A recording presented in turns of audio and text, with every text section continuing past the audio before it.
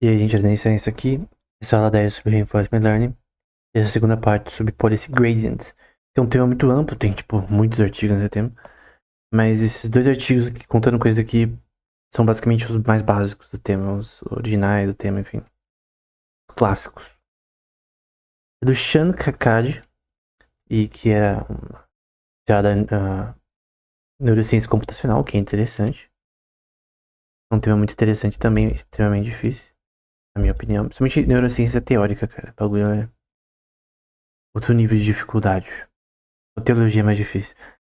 Bom, até porque você precisa do Espírito Santo para interpretar o texto também, né? Então aí tem que ser crente, né? Mas realmente neurociência teórica é difícil. Então ele vai começar aqui. Tem havido um interesse crescente em métodos diretos de policy gradient, que é a policy que você busca melhorar seu algoritmo, as ações do algoritmo. A gente viu como a derivada de pi da policy, né? Dos estados e ações do sistema, da derivada de θ, que são os parâmetros, a informação do seu sistema, as weights, né? As sinapses artificiais. E agora a gente vai ver algo parecido, semelhar. Para planejamento aproximado em grandes problemas de decisão de Markov, tais métodos buscam encontrar uma boa policy dentro de uma classe restrita, né? Seguindo o gradiente da recompensa futura, né? Então você quer criar uma policy cada vez melhor. Infelizmente, o gradiente, a forma de gradient descent, que vai ter a última slide, vai falar sobre isso, atual, não é covariante. Ele diz a chain rule, que é eu não sei como é em português, se é regra em cadeia. Quem estudou cálculo em português? Fala aí nos comentários. A chain rule é uma técnica básica, assim, de cálculo que é essencial na equação associada à descida de gradiente. Quando isso seria bom eu trazer os papers da história do gradient descent, né, posteriormente. Desde do Cauchy, etc. Mas basicamente vai ser dito dessa forma. A regra vai ser mudança de θ, os parâmetros dos weights da sua matriz, que normalmente é denotado como IJ, WJ. Então você tem o input, o output, tem os seus parâmetros, ou WJ se eu descrever dessa forma, embora não seja necessariamente assim. E aí você tem suas sinapses artificiais, já mostrei isso em outro curso do canal. Basicamente isso, né? Pode ser em relação a isso. Mas nesse contexto de reinforcement learning, né? O que você está mudando aqui é a própria policy. Aí você tem o learning step, que é alpha, de phi, que é a taxa de aprendizado, normalmente, step size, de phi por θi. O que não é diferente do que a gente viu anteriormente, né? Que era isso, né? Com FW normalmente aqui, e SA. A gente viu isso ainda na aula anterior. Que é dimensionalmente inconsistente, já que a parte da esquerda tem unidade de tera e a parte direita tem um sobre θ. E aí é o ponto que não é convariante. E não ser convariante é um problema no algoritmo de rodar. Esse paper tem uma forma uma forma covariante de resolver esse problema. Quer mudar a equação para fazer essa questão. Covariância, cara, tem um curso do acho que é Schiller, Robert Schiller, não lembro exatamente. É um keynesiano, para mim, um dos maiores economistas atualmente, ganhou o prêmio Nobel também, por escrever um paper sobre a hipótese do mercado eficiente, que diz que na economia você tem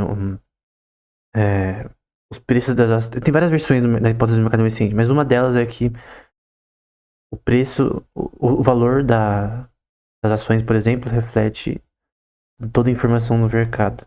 Outras versões da Efficient Market Hypothesis parcialmente revelam informação no mercado. Aí você tem outras questões se o mercado tem informação suficiente para você fazer probabilidade e tal.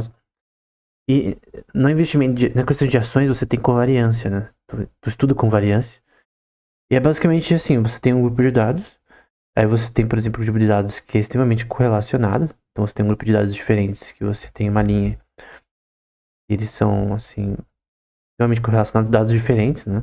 Por exemplo, ações entre si, ações da Apple ações da Apple, da Microsoft. Você quer ver correlação de ações desse mercado entre si, coisa do tipo. De índice, enfim. Aqui, uma correlação fraca. Isso aqui é o slope da curva, né? Da curva não, né? É o slope que, tipo, regressão linear. É um algoritmo que você está usando para ver a correlação entre os dados. Aqui é uma correlação negativa, que eles não têm correlação. Baixa correlação, moderada ou nenhuma correlação. Ou seja, você não consegue categorizar os dados e fazer uma correlação entre eles. Se tem baixa ou não.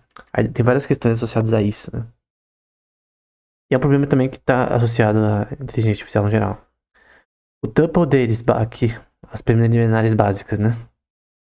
Isso aqui, quem já viu as aulas, não sabe de ver, né? Isso aqui é ST mais 1 e etc. Dados passados, ações,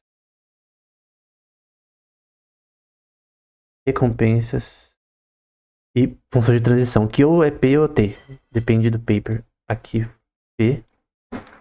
Prefiro T, porque faz mais sentido transition. E a função de recompensas, ela vai ser... Eu vou pegar até azul mesmo. Recompensas vai ser igual aos estados no geral, pelas ações. No fim vão ser de 0 até... Um grupo de números reais de 0 até 1. Isso aqui é P. A transição da gente. E a policy padrão de ações, dados, estado, sistema. Uma coisa que a gente viu antes várias vezes. Aí eles dizem que a policy P é ergódica. Isso vai ter... Não sei se exatamente isso diz que é covariante. Teoria ergódica, tipo assim, pelo menos na termodinâmica. Tipo, por exemplo, vamos supor que eu tenho um frasco e eu tenho um gás dentro do frasco.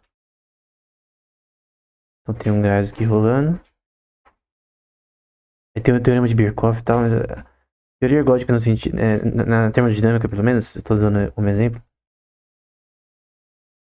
Tem uma coisa chamada, em relação à termodinâmica, são as 3 leis da termodinâmica.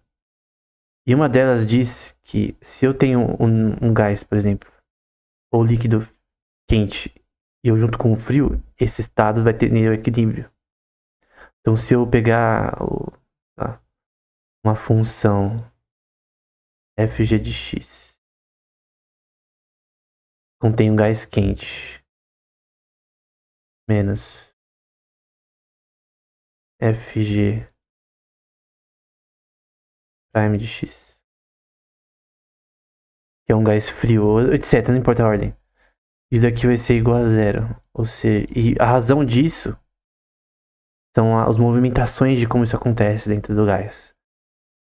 Então, eu não acredito nessa teoria. A que eu acredito chama Kahn Model. É como Gorov, Arnold e Moser, que diz que você tem movimentos quase periódicos. Então não é a teoria ergódica que diz porque isso aqui é igual a 0, né? Mas por que eu tô dizendo isso? Porque se a policy P é ergódica, você tem essas relações de equilíbrio e simetria, talvez, nesse contexto, né? Eu acho que esse é o sentido, né?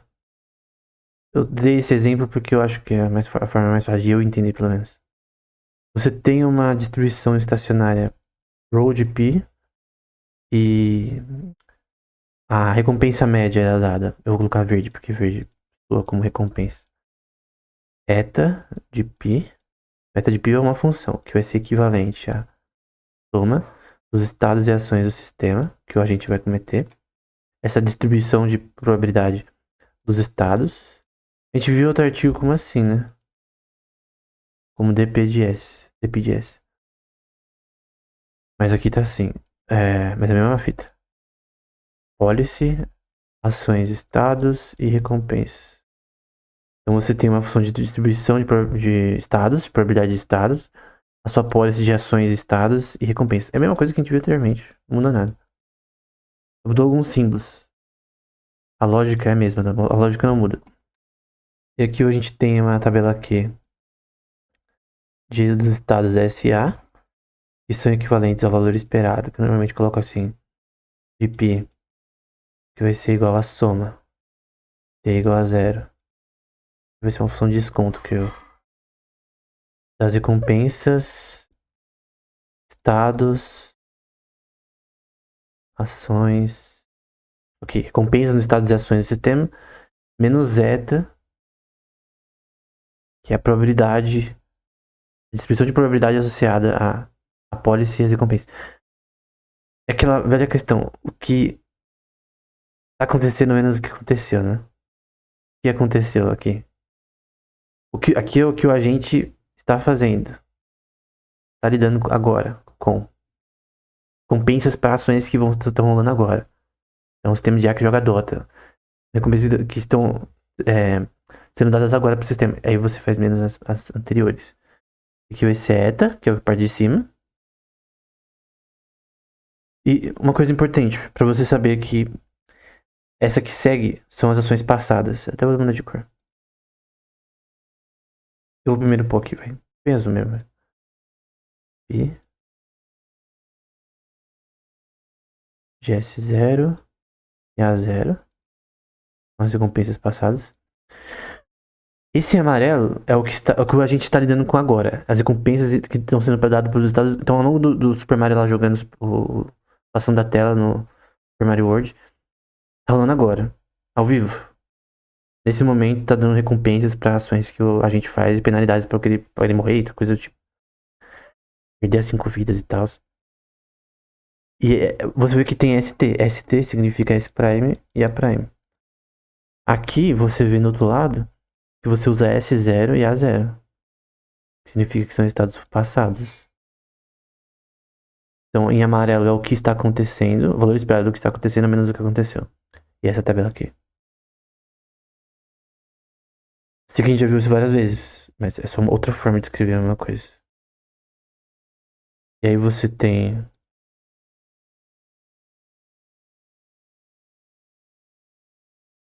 o valor esperado. Esse JPGS vai ser o valor esperado de Pi da policy. Ações futuras e estados passados. Vou apagar essa merda aqui. E deu uma vontade de usar este projeto Z do nada. E S já para futuro. Então, é o valor esperado da policy, das ações dadas dos estados, no geral, do cálculo, né? Dos estados e ações futuras, né? Que você vai fazendo. Então, ao longo dos estados, sistemas, ações que você vai fazer, deve fazer, né? Mas aqui, tabela aqui. Aqui, tabela aqui, padrão. Já viu isso várias vezes. Nós consideramos dificuldade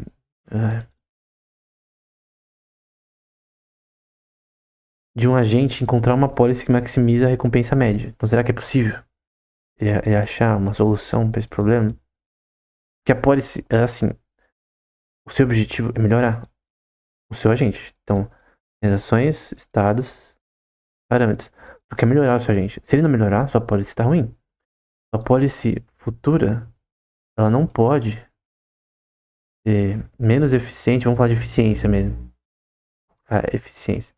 Ela não pode ser menos eficiente do que a policy passada. Vou colocar P0 aqui. Se você tá pior que antes no seu cálculo, então ou ela tem que ser igual, ou simplesmente não pode mudar, porque você não pode ficar pior, né? Sua agente não pode ficar pior. Tá jogando Call of Duty, por exemplo, mobile. Tá ficando pior no jogo, você tem que mudar sua estratégia, porque senão tem alguma coisa errada, né? E aí isso daqui vai ser dado como... Todas as policies vai ser dado como P de teira, em que esses parâmetros teira estão dentro dos números reais com N dimensões, M dimensões. P teira representa a policy, no geral. Aqui uma generalização, esse P gigante, que tem o tilde em cima, né? É um P gigante com tilde em cima. Isso aqui, né? Isso aqui é a soma das suas policies em relação à teira. Isso aqui é gradient descent na prática. Quando você vê esse triângulo invertido, já é gradient descent. Uma descida de gradiente. No último slide eu vou mostrar uma imagem. Embora no curso de inteligência artificial geral, de inteligência artificial, é da introdução, né? Primeiro do canal sobre o tema, eu já falei sobre isso. Então você tem a gradiente de θ. E que esse eta é isso aqui, né? Que é eta de π. Então, uma água aqui. Isso daqui vai ser igual a soma. E o gradiente vai ser a soma. Isso daqui é o seu cálculo de erro até. De estados e ações. Os frames por segundo da tela, coisa do tipo. De ρ de S, que é uma distribuição probabilidade de estados, que vai melhorar também. É o entendimento do sistema dos estados. Agora vamos mudar de cor. E dentro dela você vai ter a derivada da pólice. Você tem a derivada. Você tem um gradiente aqui, geral, e um gradiente local, entre aspas. E a pólice é uma coisa que ela acontece antes do aprendizado final. Você concorda? Que não pode aprender sem ter executado as ações e coisas do tipo. E a tabela Q. Eu vou mudar de cor. Oh, merda. Mudar de cor. Então, a soma dos estados e ações do sistema. Eu já vi isso aqui anteriormente, tá? Distribuição de estados. O cálculo de gradientes. Aqui é um negócio que vai ter um looping de aprendizado. Aqui é um looping, tá? O looping de aprendizado da pólice, dos estados, dados dos estados. Perdão, das ações. Ela vai tentar melhorar as ações. Só a gente. Ele vai ter essas pólices que vão sendo calculadas de N gradientes. Deixa eu tirar esse prime. Confundi a cabeça de quem tá vendo. Tu vai calcular N gradientes.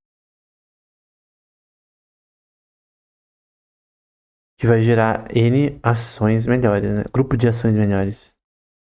De novo, velho.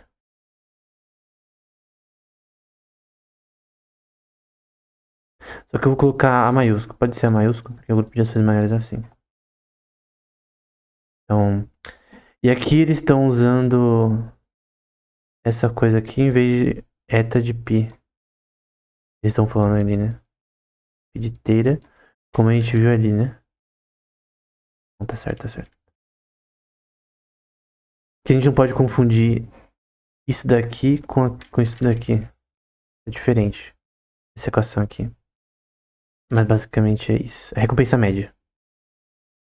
Aí tem eu vou rodar um algoritmo de Steppes Descent. Basicamente é uma forma de descida de gradiente. Tem várias formas de descida de gradiente.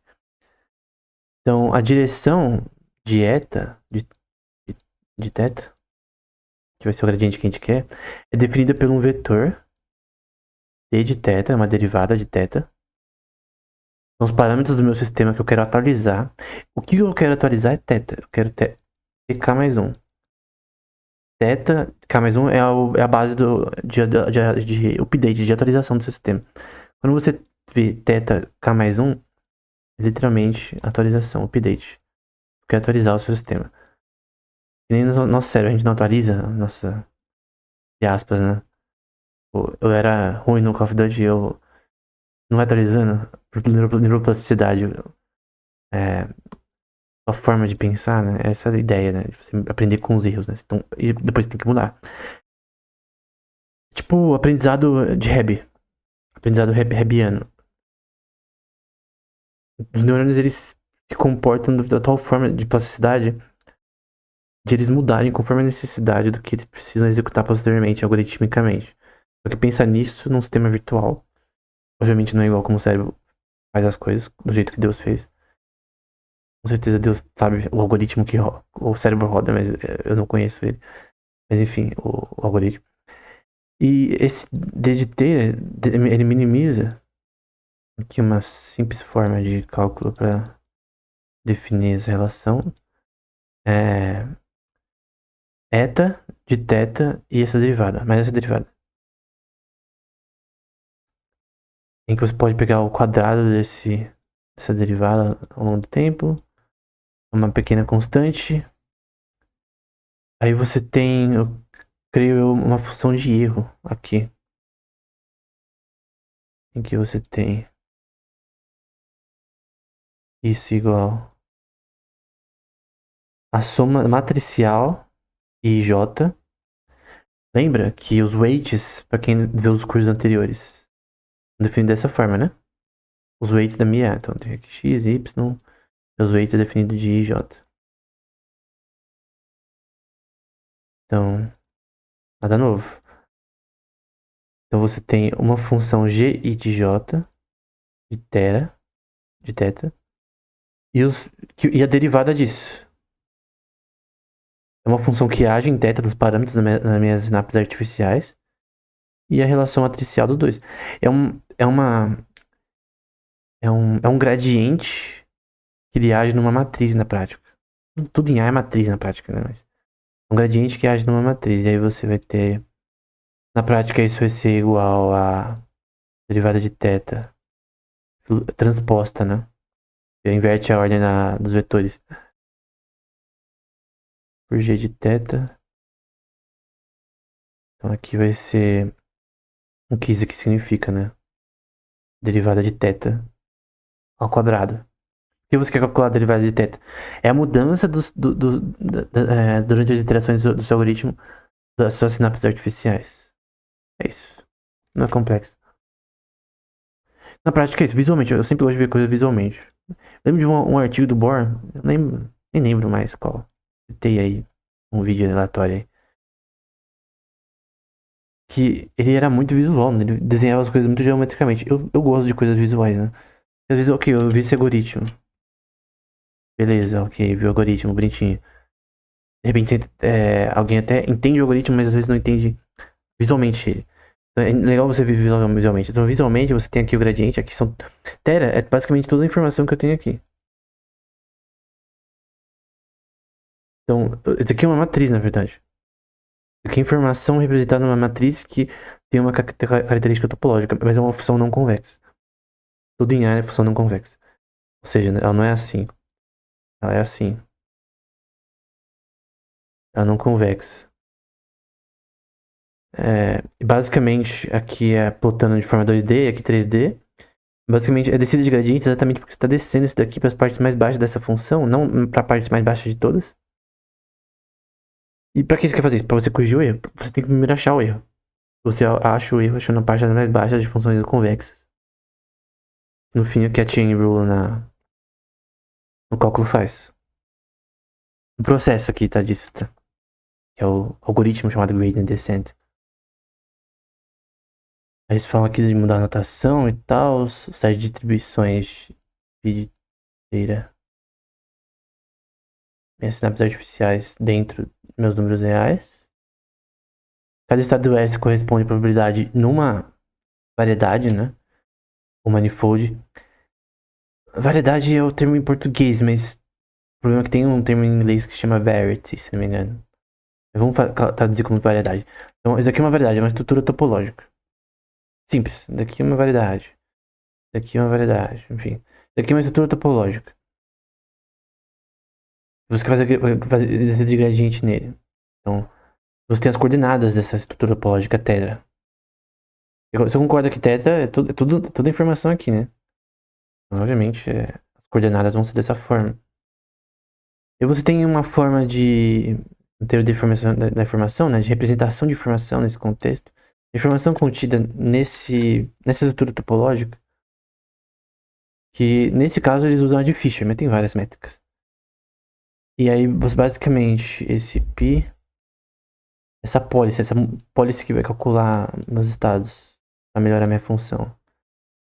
Vai ser, eu vou usar dessa parte aqui, tá? O valor esperado dessa pólice em relação a ações do sistema que o meu agente vai fazer e tera dado. Aqui só representação de informação. O logaritmo de π das ações, estados e parâmetros, que é a informação do sistema, por uma linha. Então aqui é linha. Sabe a matriz? Matriz IJ, linha e coluna. Tem as linhas, coluna, certo? Aqui é a parte linha. Ai, caramba, o que eu fiz? Um 8. E aqui,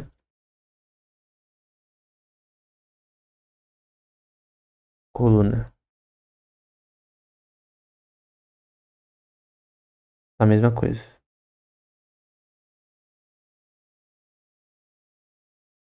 Teta.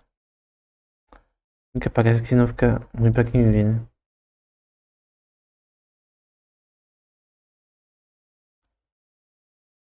Agora foi teta ali. Não é diferente da equação que a gente viu anteriormente, só que eles adicionaram um logaritmo, né? Que é na métrica de Fisher isso é adicionado, né? Não é muito diferente de outras métricas, não, mas isso aqui representa a quantidade de informação nesse sistema. Então você tem a quantidade denotada pela derivada de. É tipo isso daqui. É tipo derivada de π de A S com θ da derivada dos dois. Nesse caso eles expandem, né? Você representa a parte da linha, a parte da coluna aqui, de θ e j. Então, tu tem a representação da mudança que a pólice faz nas sinapses artificiais, nas linhas e colunas dessas matrizes. Então, você tem que entender que a gente está nas camadas da rede neural aqui. E isso está rolando nesse contexto. Essa merda é definida dessa forma, né? Com f de teira. Não precisa nem explicar.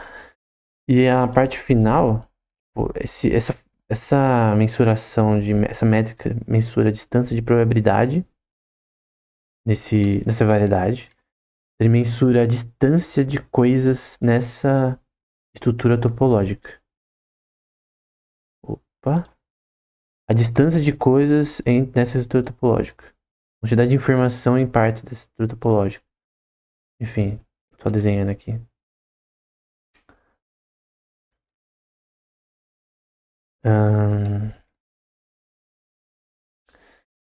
Ok. E f de teira é a média da distância.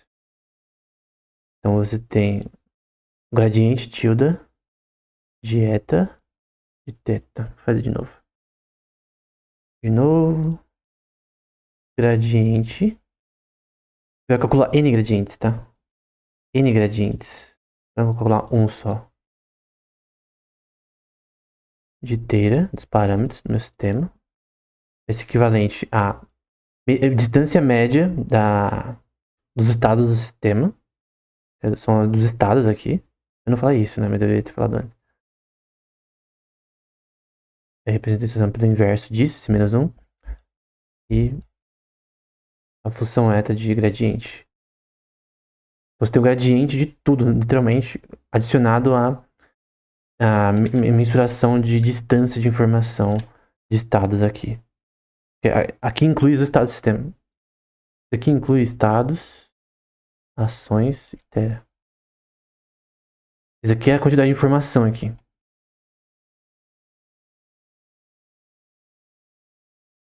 Ok.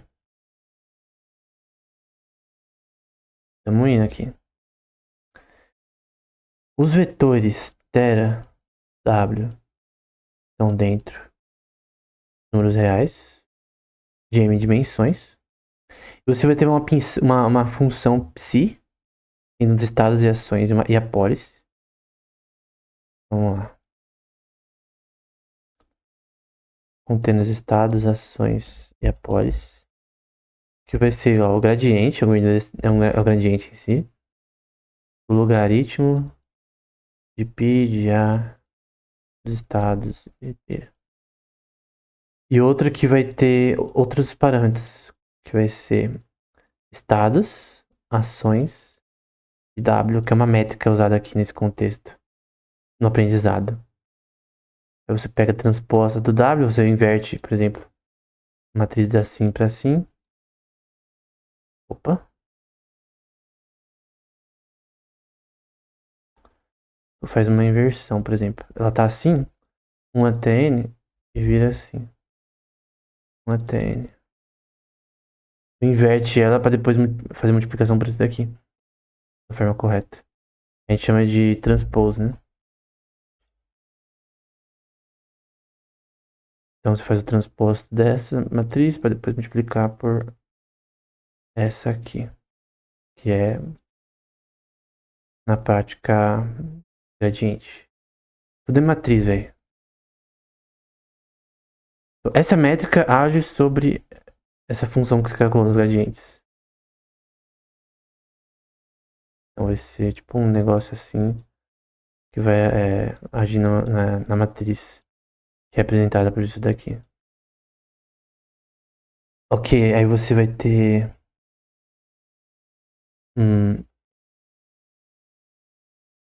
esse psi de A.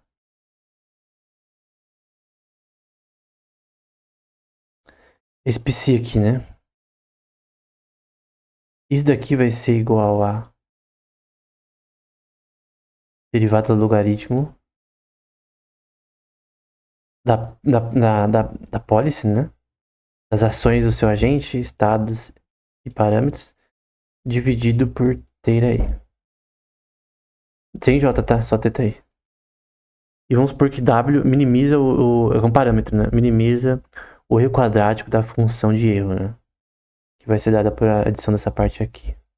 Mas enfim, é função de erro, não tem por que eu me manter nisso, mas função de erro vai ser isso daqui, que no fim vai ser essa equação aqui, que eu tô marcando nessa parte.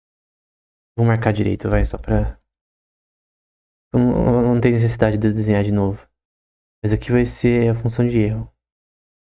Você vê que é menos a tabela aqui, por exemplo. E aqui é uma parte de métrica, né? Porque W é uma parte da função de erro. Mas W a gente já viu na outra aula, então não vou me manter nisso. Então, teorema. Vamos supor que eu tenho W tilde. Eu tenho NWs, que vai ser um parâmetro para melhorar meu aprendizado. Isso vai ser igual ao gradiente tilde. Eu vou calcular N gradientes. A dieta. Então, eu vou calcular N vezes esse negócio. E a prova disso, que vai ser igual a zero, você vai poder fazer uma função nesse contexto diferencial. Você tem que... Toda essa função de erro, ela é igual a zero. Em que se... Aqui é a função de erro, e, epsilon, que tá aqui, né? Tá aqui. Esse epsilon aqui é o final, é a parte final que vai ter tudo junto. Toda a função de erro que você quer. A função de cálculo de gradiente que você quer. E aí,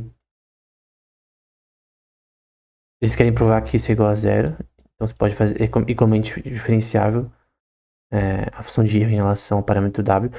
Porque isso é importante para o gradiente ocorrer de forma correta. Que ela tem que ser continuamente diferenciável. Então vai ter a função de distribuição. Eu vou ter que desenhar isso aqui de novo, né? Eu não posso ser preguiçoso na aula, né? Então, função S de A, vou fazer de novo, porque ficou muito grande.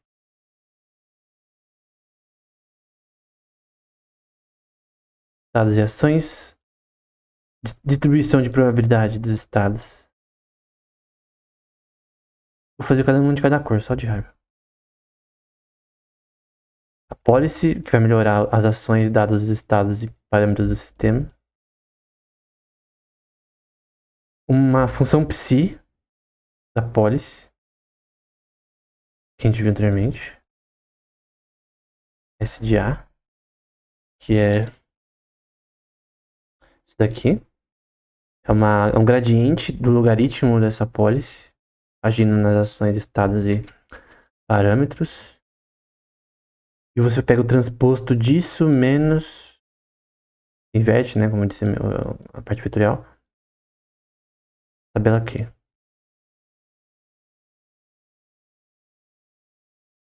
E todo esse troço, que eu vou marcar como amarelo, é isso aqui. uma função continuamente diferenciável que permite que você diferencie isso aqui continuamente para achar as partes mais baixas de função convexa. Porque se você não consegue fazer isso, você não acha as partes mais baixas das funções da convexa. Então, gradient descent é tipo uma montanha que as partes mais baixas têm ouro. Então, só que a montanha tem que ser continuamente diferenciável, senão não rola o bagulho. E aqui é só uma relação de equivalência, mesma merda que antes. Vai ser de outra forma. Então, não tem porque eu ir tudo, mas aqui é distribuição de probabilidade, policy, a função de gradiente, né? E é gradiente de logaritmo da política, né? Da policy. Calma aí. Vamos lá. Gradiente da policy.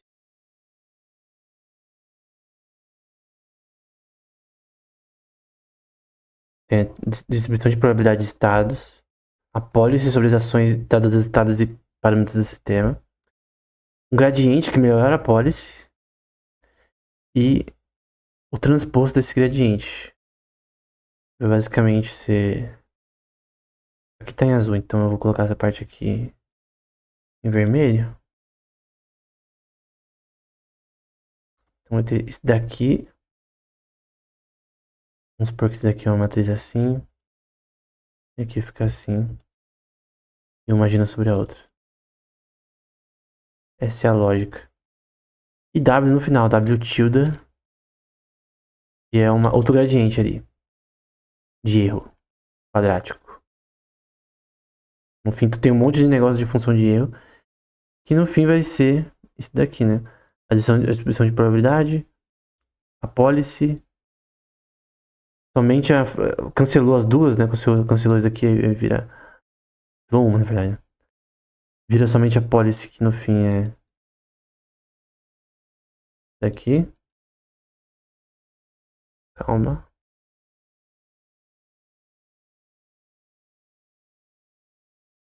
Daqui. Menos. E a tabela aqui. Eles só provaram que essa parte é verdade, né? E que você generaliza tudo pro começo daqui. Cálculo de erro, né? Lembrei. Pronto. Ok. Aquela é só a prova.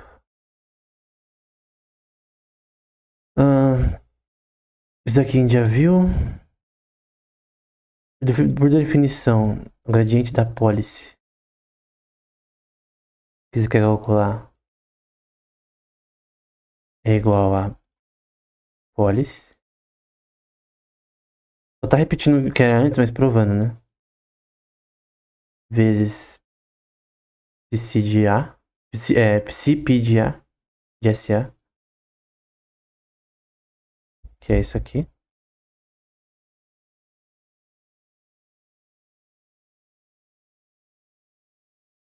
Que é o que tá aqui, né? Essa parte.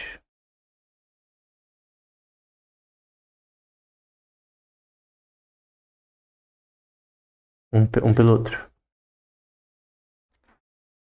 E o lado direito é igual a delta de N. E por definição, tem a mesma equação de antes. Isso leva àquela métrica de Fisher.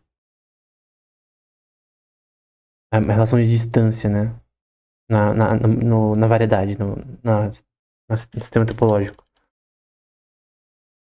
F, esse F de θ é a métrica de Fisher para distância nesse contexto.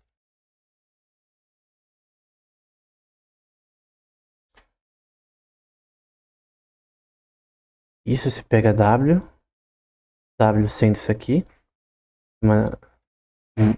um conjunto de cálculos de gradientes de θ, um cálculo de erro contínuo, e isso vai ser igual a somente isso daqui. Então só precisa pôr isso na equação no fim.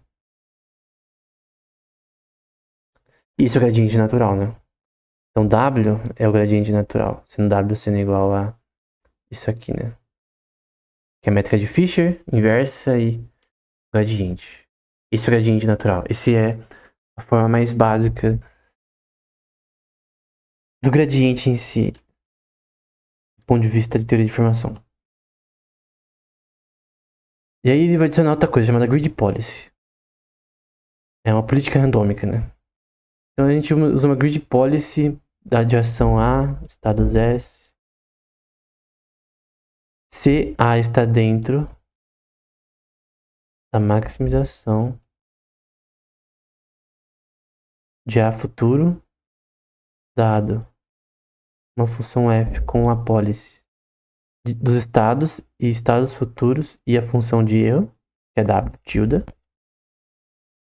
Nessa seção nós mostramos que o gradiente natural tende a mover para a melhor ação, ao invés de uma boa ação, ou seja, que ele tenta se mover não só para partes baixas da função não convexa, mas para as partes mais baixas possíveis. É um gradiente útil, né? Bom, que funciona muito bem. Vamos considerar policy de uma família exponencial. Então você tem o padrão aqui, ações, dados, parâmetros e uma função exponencial. Isso aqui vai fazer sentido depois, hein? Exponencial de θ transposta em Fs de A. Numa variedade, no manifold. Onde Fs de A é uma característica do vetor, uma feature, né? Feature a gente já viu em outras aulas, tá? Então Phi a gente viu várias vezes em outras aulas que são características em Representation Learning.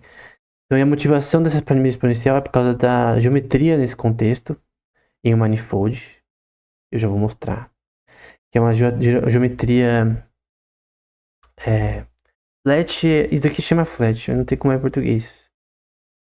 Plana. Em um manifold. Então você tem uma estrutura de um manifold e você tem uma estrutura plana no manifold. Em que a translação, a mudança desse manifold, por exemplo, vamos supor que eu movo isso daqui para baixo. Aí fica assim.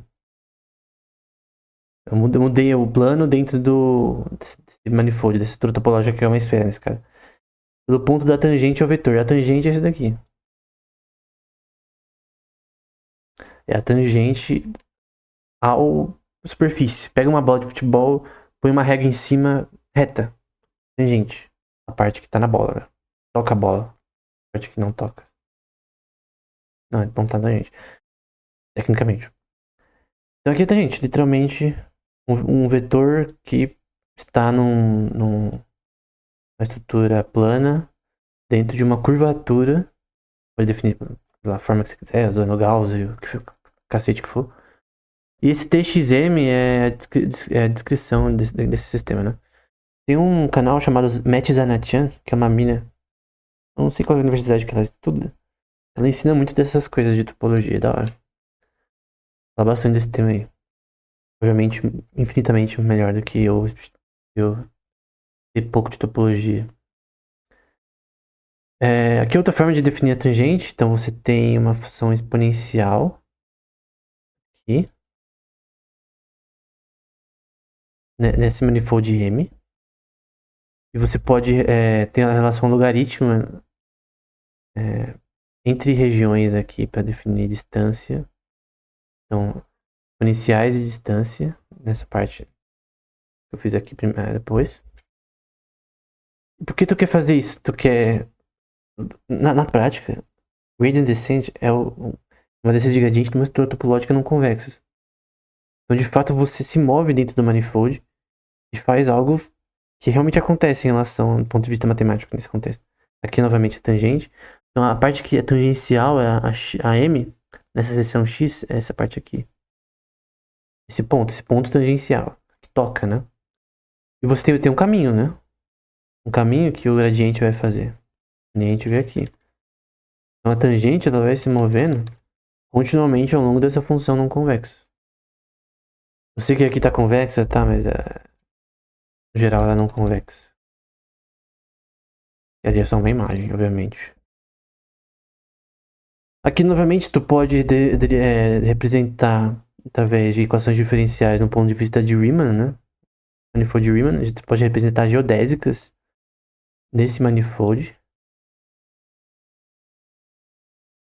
uma em relação à outra. Você move esse negócio de um lado pro outro. E no Blender, sabe? Blender que você move o negócio de um lado pro outro. Aquilo é uma. Tu tá literalmente tendo um manifold tangencial. Enfim. E você tem cotangentes, né? Partes cotangentes a outras regiões. Quando é notado de outra forma, né? Você vê que ele tá usando dx1, etc. Então esse exponencial tem a ver com essa relação aqui, né? Você vê nessa parte. Da movimentação nesse manifold, né? Então, isso aqui tá em partes diferentes. Como que eu descrevo essa movimentação? Porque eu quero saber a trajetória do meu. Isso aqui é uma função não convexa. Tridimensional.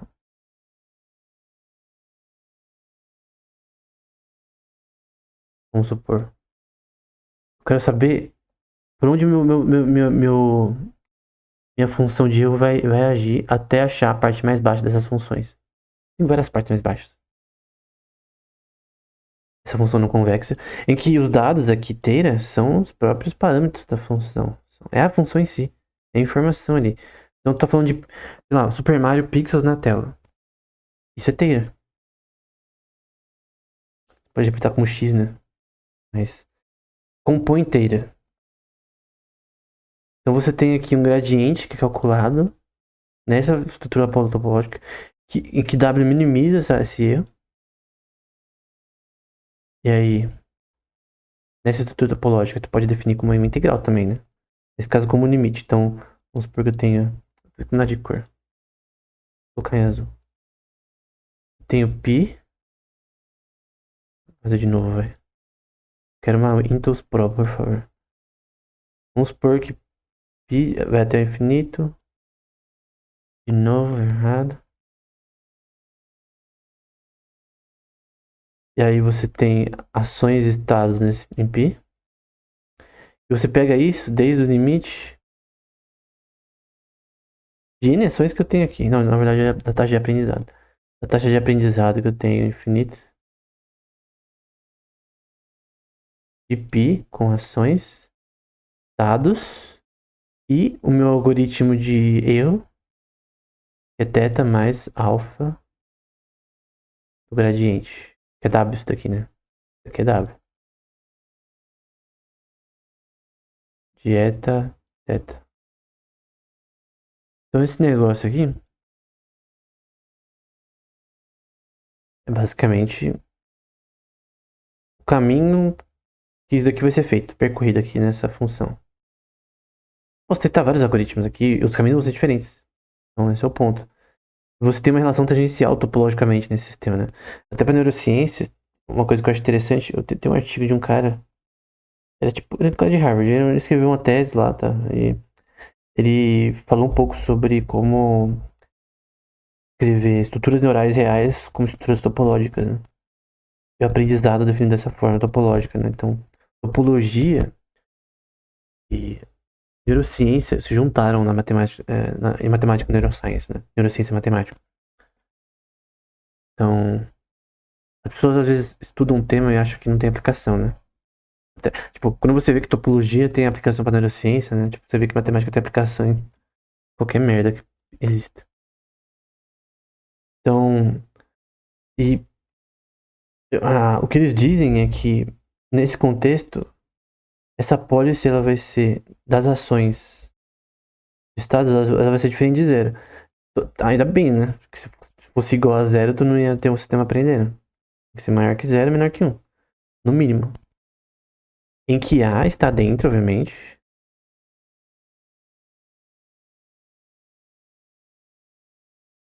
Em que A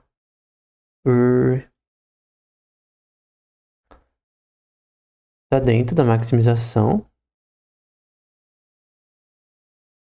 Eu tenho N ações dentro das ações futuras que o meu sistema vai cometer. E da função que vai fazer ele cometer essas ações futuras melhores. Com a função de erro W tilde. Aqui é a função de erro associadas às minhas ações. Eu, tipo, existe. Aqui, ó, sabe o que essa parte rosa significa? Existe um grupo de ações em que vão existir as melhores dentro do contexto do meu algoritmo. Ou seja, meu agente de IA que joga Super Mario, Call of Duty, seja o que for, existem ações em que ele pode melhorar. Ad infinitum existem ações onde ele pode melhorar em determinados ambientes. Ele sempre tem uma ação melhor para determinados contextos, probabilisticamente. Talvez tenha aquela que é a mais alta possível probabilisticamente no momento. Então, a melhor jogada de xadrez naquele dado sistema, naqueles dados estados do sistema. Eu tenho uma ação que eu devo cometer e vai minimizar meu erro. Só que o ponto é, existe essa ação. Esse é o teorema 2. Existe essa ação. Existe esse grupo de ações. Existem N ações que são melhores do que outras N ações. E blá blá blá. Se não existisse, então você joga fora algoritmo. Porque você não, como que você vai usar? Pra que você vai usar algo que não existe? Então. Só que outras aplicações isso não vai existir. Tá. Vai aplicar isso pra economia que isso não vai dar certo nunca. Como a gente vai ver na próxima aula. Então você tem a função que tem os estados, ações e a função de erro, que é dado pela conjunto de gradientes que você calcula n gradientes eta, né? De θ. Vamos ajustar isso aqui. É isso transposto para fazer a multiplicação por de A.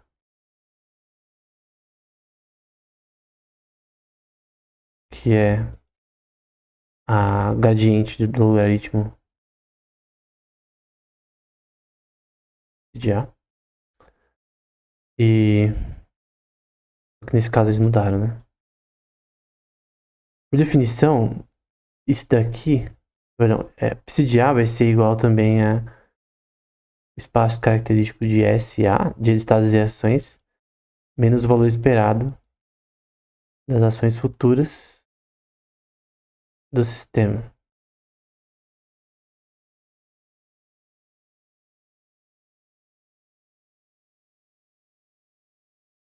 Aqui são ações futuras, tá?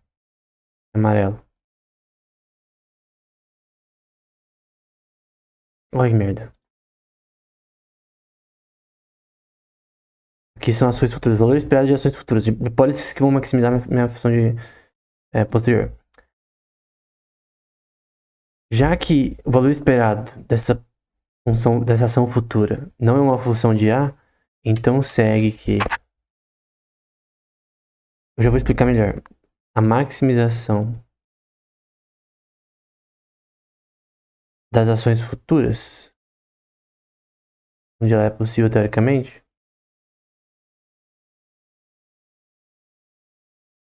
é igual a maximização dessas ações futuras em que eu posso minimizar o erro. O que eu estou tentando dizer aqui? Dado meu espaço característico de estados passados e ações futuras. Existe... O que ele está dizendo? Existe A...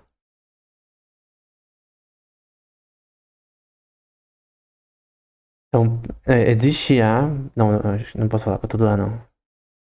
Existe A dentro de A' em que você tem a maximização desse sistema, das suas recompensas, né? Eu tenho essa maximização das recompensas, vamos supor. Dado A. Não, melhor pôr em que você tem a função de valor prime. Você tem uma função de valor que melhora A. Então, existem essas futuras. Probabilisticamente, existe uma ação futura dado N estados passados. Existe uma ação futura que é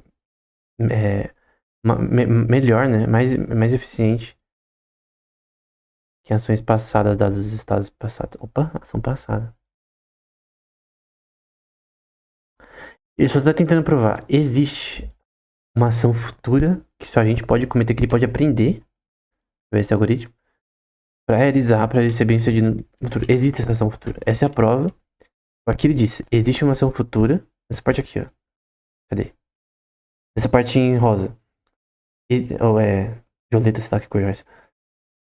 Existe uma. Aqui tá dizendo, existe uma ação futura que maximiza A. Que maximiza recompensas. Que é melhor que outras. E aqui é a prova que segue disso. Existe essa função. Se não existisse, então A não estaria em A'. Então, vamos supor que não existisse. Então, eu teria que dizer isso aqui. A não está em A'. Eu tenho um conjunto de A, de ações que não está em ações que eu poderia encontrar. Então, que poderiam maximizar a minha função de valor. Então, o max da função de valor. Só que nesse caso, a questão é que existe, de fato, ações que maximizam a função de valor. Após o cálculo do gradiente, você tem o exponencial desse cálculo. Já que minha função de erro não é igual a zero, é claro que o termo alfa domina e esse infinito de A é igual a zero, aqui para terminar a prova, né? C somente C, a gente põe dois ifs, né? Dois Fs. Isso aqui significa C somente C, A não estiver... Aqui é o que eu já falei anteriormente, né? Eu já falei aqui, né? Se A não estiver em A', maximização de A. Então, essa função só seria igual a zero, ou seja, minha pólice não poderia melhorar, somente se A não estivesse na maximização de A', dado minha função de erro. Então, dado minha função de erro, existe sim ações futuras no espaço característico também, que é SF e S de A, que permite que eu encontre A'. Ou seja, que eu encontre ações no meu agente que são melhores que outras. São mais eficientes que outros, são maiores que A anterior. É mais fácil assim, AT mais 1 maior que AT menos 1. Eu posso encontrar ações melhores passadas. Depende do algoritmo na primeira vez, nos primeiros passos não faz isso. Mas eu posso, ao longo do tempo, achar soluções para problemas em que esses problemas são possíveis de resolver. Tem problemas que não são possíveis de resolver. Então, tu não pode resolver o 10º problema de Hilbert, que é impossível de resolver por um algoritmo arbitrário, né? Então, esse é o ponto. O ponto é reducto ad absurdo, né? Tá falando um absurdo. Se a pólice fosse igual a zero, se fosse impossível achar uma ação futura melhor, então A não estaria em A'. Isso seria uma contradição. Isso daqui não faz sentido. É uma prova por reducto ad absurdum. Teorema 2, tá acabando. E nesse sentido, o gradiente natural tende a mover para melhor ação. Então, dentro do manifold, ele tenta mover para a parte mais baixa possível. Dentro dessa função não convexa. Desenhei muito mal, né? Dentro dessa função não convexa, ele tenta achar as partes mais baixas da melhor forma possível. Então, as partes mais baixas sendo, por exemplo, aqui e aqui. Ele tenta se mover nesse espaço tridimensional o melhor possível. E aqui não é covariante, blá blá blá. O Pi A de S, a pólice vai escolher a melhor ação, não necessariamente a melhor. Não necessariamente você vai achar o global mínima. Vamos supor que nessa função, esse é o global. Perdão, não, tá certo, é o global mínima. Essa é a melhor região possível. Se isso daqui conseguisse achar. Se o W tilde fosse capaz de achar isso daqui, legal. Mas no momento é intratável. Nenhum algoritmo no momento acha a global mínima. Esquece. O mínimo global. Agora tu pode achar as partes mais baixas, que são as locais. Isso já é o suficiente para resolver os problemas. Tu não precisa achar o global mínimo. Essa é a questão. Gradient descent não acha global mínima. Você precisa achar local mínima. Tem vários. Não tem só um. Que é interessante. O global mínimo normalmente você pensa que normalmente tem um, né? Então, no geral, vai achar a melhor ação. Tal que eu vou ter que desenhar. a função da pólice, os estados, ações e erro do sistema, cálculo de erro do sistema, que é isso aqui, né?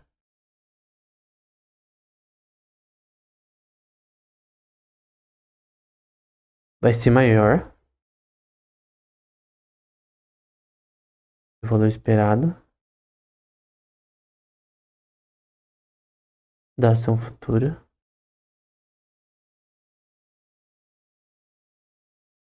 do cálculo da pólice FITP dos estados e agora ação prime, ação futura e erro. Então, vai selecionar apenas a melhor ação e vai escolher a ação A tal que você tem o cálculo das ações passadas, você maior que a futura, no sentido que você consegue encontrar ações futuras que de fato maximizem a sua recompensa, né? Então é possível, existe A em A prime. Ou seja, eu consigo achar ações que são melhores do que outras. Eu consigo fazer meu agente melhorar. Eu consigo fazer meu agente primário usando gradient descent, usando policy gradient. Consigo achar ações que superam outras em relação às anteriores. E esse é o ponto. Teorema 3. Vamos supor que W, tilde,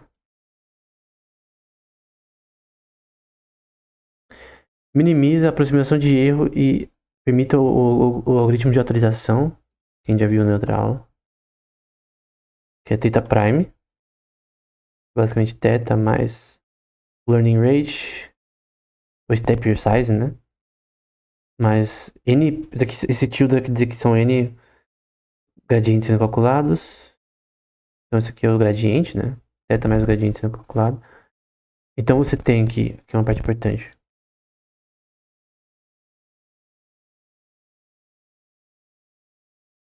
O que vai mudar agora é θ. As ações, a pólice das ações, estados e θ prime, né? Então,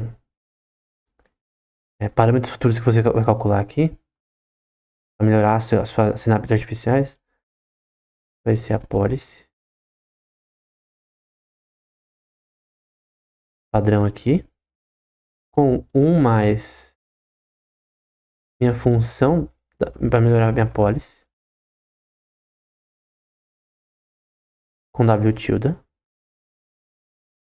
que é isso aqui. W tilde é isso aqui. Mais uma velocidade quadrática do step size. Esse O aqui chama Big O Notation, né? É basicamente a velocidade que o algoritmo roda. Nesse caso vai rodar de forma quadrática. Ao step size. Você aumenta ele naturalmente, você vai ter mais mais interações computacionais ao longo do tempo, obviamente. Então, uma relação de atualização, é a velocidade desse algoritmo possível. Que pode ser considerado complexo de computar no longo prazo, né? Se tiver muitos dados. Então, a mudança inteira, ou θ prime, que nada mais é do que daqui, a derivada da pólice dos estados e ações por θ, vai ser alfa do gradiente tilde n gradientes que você vai calcular. Do teorema 1, ele vai dizer que essa mudança vai ser igual a o step size que você escolhe, tá? Pode ser 0.05, não importa. O step size vezes a função de erro. O step size vezes a função de erro.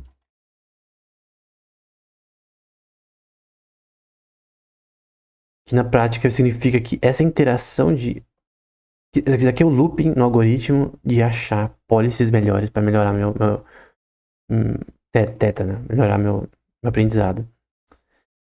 E basicamente você vai ter uma velocidade aqui no final. Eu acho que o que mais importa é essa parte aqui. Big O da mudança de θ.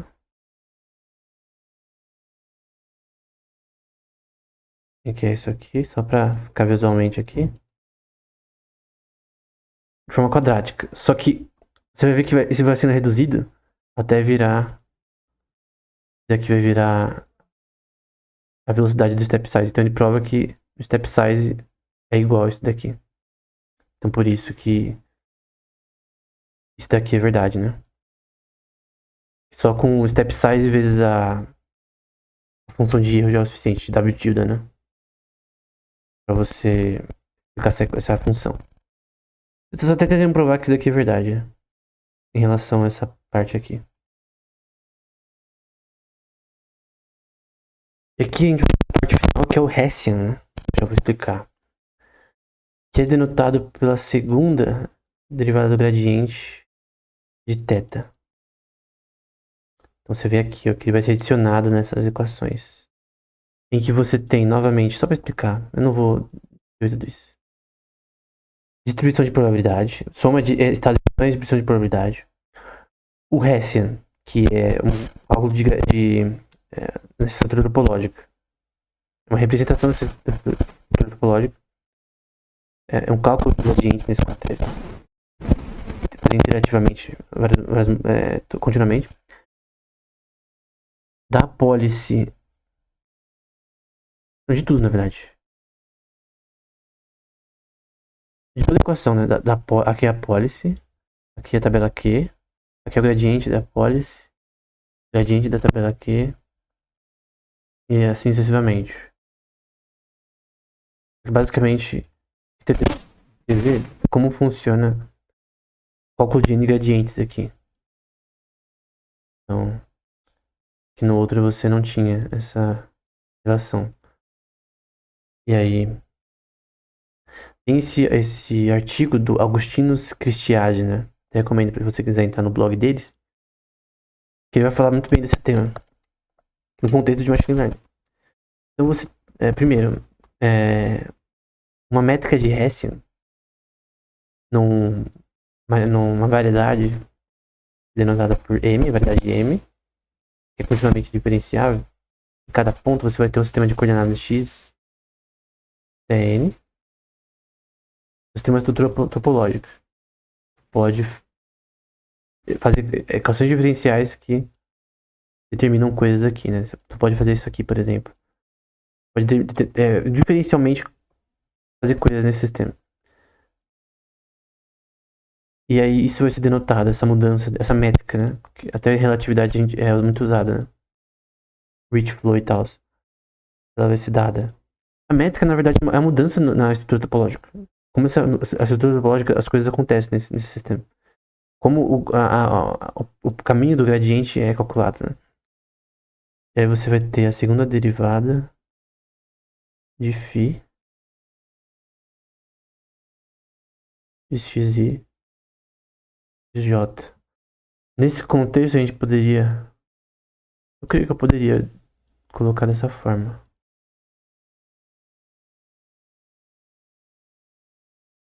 Quem me corrija se eu estiver errado. No contexto desse paper.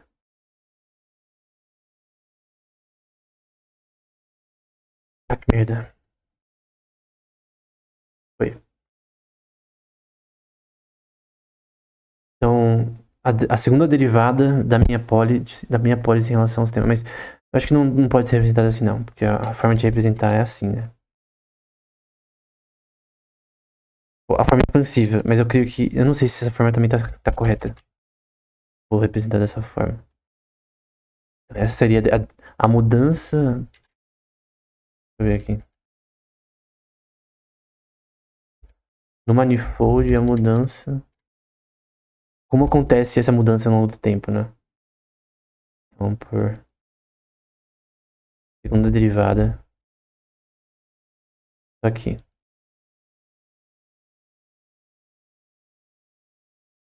Ok. Continuar aqui. como acontece essa mudança. E basicamente, assim, essa tangente, né? Que a gente viu anteriormente, o grupo de vetores que podem mudar tangencialmente nesse contexto. Você pode mover isso daqui, tá? Pode realmente mover isso aqui para outras seções. Não importa.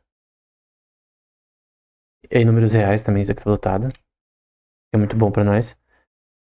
Eles chamam um manifold n-dimensional, em n dimensões, uma uma hipersuperfície euclidiana, que vai ser de números reais com n mais 1 dimensões.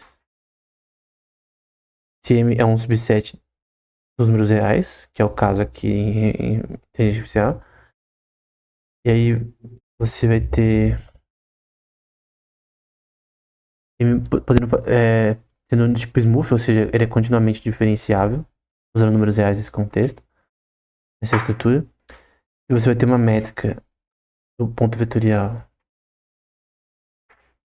para definir isso daí. Não vou colocar tudo, mas tá aqui. Desses vetores, eu vou colocar, vai. Desse DI, é o iota esse daqui. Que é um mapa do... É uma relação do manifold com números reais, sendo um subset dos números reais.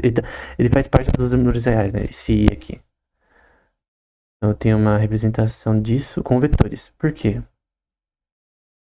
Então tem uma estrutura topológica que tá com um negócio aqui. Então tu tem vetores V e W. V e W em um ponto P que eles vão se mover tangencialmente ao longo dessa superfície. A gente quer fazer isso para estar onde está o nosso gradient descendente, onde ele está na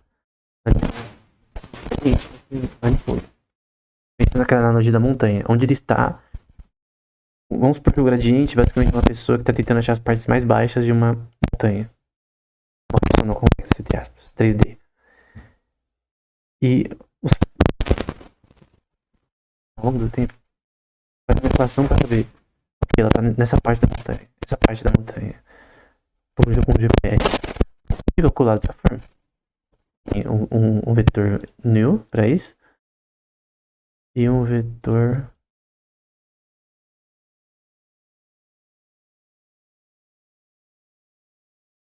W. Em que você considera como toda essa estrutura onde eles estão, como M é o manifold, TP é a estrutura plana que eles estão. Para todos os vetores tangentes nesse contexto, você tem um dot product, que vai ser uma relação aqui de estrutura.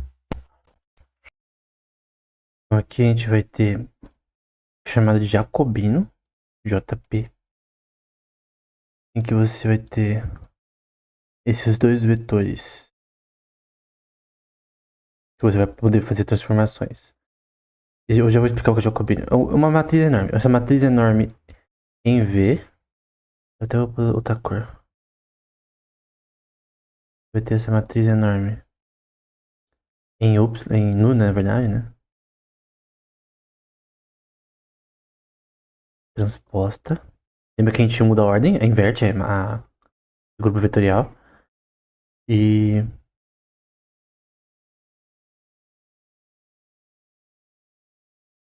o Jacobino de W. Em que, efetivamente, o uniproduto de M em P puxa para frente as tangentes. Então você tem as tangentes se movendo aqui no IW em P. Isso aqui se move tridimensionalmente, estilo Blender. Você já viu Blender? Então, na prática, o Jacobino é isso daqui, né? Então, eu peguei do Wikipedia essa imagem. Então você tem aqui. Eu gosto dessa imagem porque ela é boa para explicar.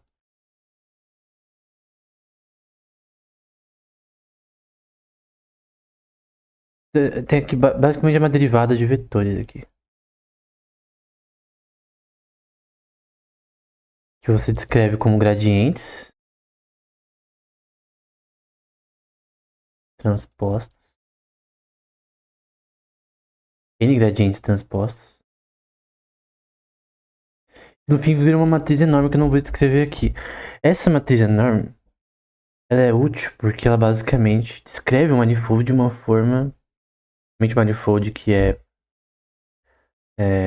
obviamente diferenciável continuamente, do tipo smooth. Tu pode rodar aqui continuamente no manifold. Eu já vou mostrar uma imagem. Então, por isso que você precisa desse sistema. Os vetores eles precisam estar num ambiente, entre aspas, usando usando o Jacobino, porque o Jacobino ele permite que essas transformações aconteçam.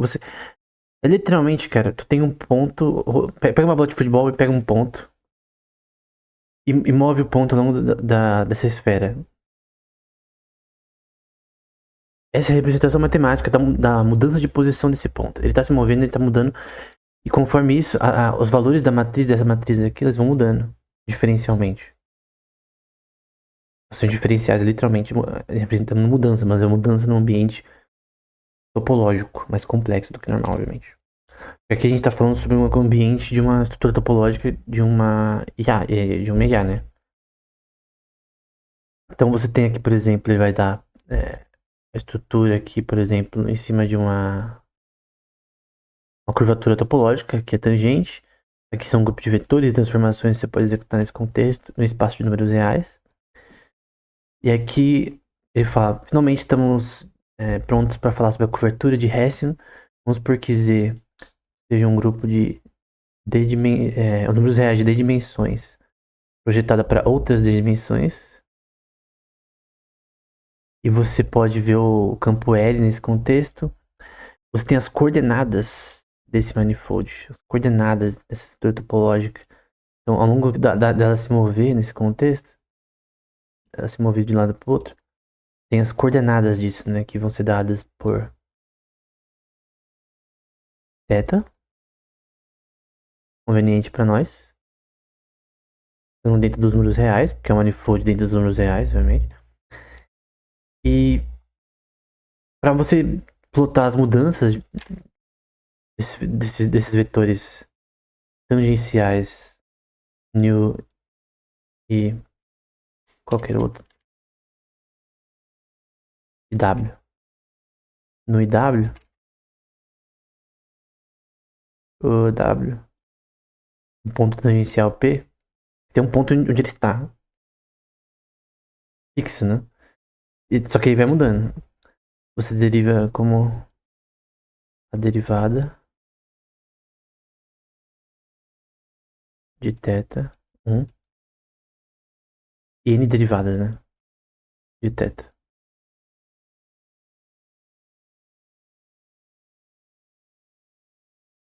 Nessa estrutura de números reais.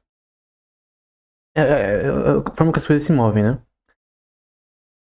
Depois nós podemos pensar com dizer que a gente vê ali, né? Como um vetor de uma função θ, por definição de um jacobino. Aí no fim você tem a derivada de z de θ como a função que demonstra como essa mudança ocorre, né? Essa transformação de posições. Isso descreve, então, tanto o gradiente tradicional. Como é? Acho que era W, que é igual a isso aqui. Essa era a função de erro, né? Então, você quer, por exemplo, vamos supor que começa aqui. Pode começar de N lugares, tá? Vamos supor que começa aqui. Ele vai até aqui, ó. Ou ele pode começar em outra região. Pode começar randomicamente até também. Vou pegar uma cor que fica evidente. Deixa eu pegar preto. Pode começar aqui, por exemplo. Ou aqui. Pode achar N núcleos mínimos começando de vários lugares. E você vê que aqui você tem a representação de θ. E essa relação, ela literalmente é a mudança de θ ao longo do tempo. Você literalmente está tentando entender isso. A mudança desse ponto ao longo dessa estrutura topológica. Você concorda que a tangente em relação, por exemplo, essa parte aqui que parece um vulcão. Isso aqui é uma estrutura tridimensional, correto? A mudança do ponto, ela performa de uma curva, né? Vamos supor que ela está exatamente aqui, nesse ponto. Não sei se dá pra ver aí na tela, mas eu fiz um ponto aqui. Vou fazer como uma bolinha grande agora. Tá nesse ponto. Nesse ponto você pode derivar esse ponto de ele estar dessa forma. Cadê? Dessa forma aqui. Só que você tem que descrever usando todo esse aparato que a gente viu anteriormente. E quando a gente fala do jacobiano, você está falando de... Conforme o seu ponto se move, a mudança em relação a... Matematicamente, toda a estrutura ao redor dele, onde ele está se movendo. Mas no fim, o que você quer é o ponto. Onde ele está o ponto. E aonde ele se moveu, pra onde. Isso que decide de gradiente. Mas quando a gente fala do Hessian, que é literalmente isso daqui, você tem a expressão quadrática. Quadrática não, você tem o 2 elevado acima. Não é quadrática, é a segunda derivada. Segundo gradiente na prática, né? Como eu fiz antes, eu não lembro. Eu fiz dessa forma, na verdade, né? Eu creio que está errado.